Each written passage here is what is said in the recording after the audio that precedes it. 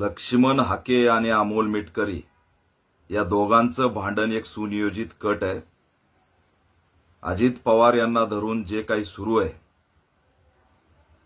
ते केवळ वैष्णवीच्या हत्याकांडाच्या मुद्द्यापासून लक्ष विचलित करण्यासाठी, मुद्दा डायव्हर्ट करण्यासाठी हा खेळ सुरू आहे। दोघेही एकाच माळीचे मणी आहेत। वैष्णवीच्या प्रकरणात अजितदादा पवार यांचा जो पक्ष आहे तो बॅकफुटला चालला होता।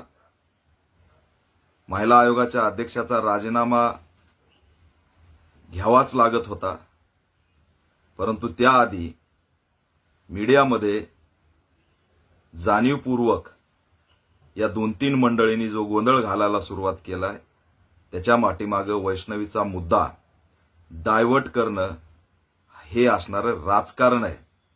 आणि दुर्दैवाने अशा दोन्ही बाजूच्या सुपारीबाजांना वैष्णवीच्या प्रकरणावर आजपर्यंत त्यांनी एक शब्द काढला नाही, त्याचा निषेध सुद्धा नोंदवला नाही। या दोघांनीही या कुटुंबाला भेट सुद्धा दिली नाही।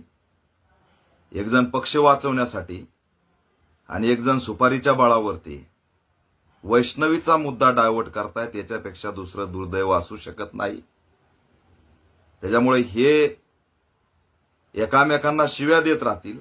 मी जनतेला आव्हान करतो की आपण वैष्णवीबद्दल बोलायचं आणि वैष्णवीवरचा फोकस डायव्हर्ट होऊ द्यायचा नाही।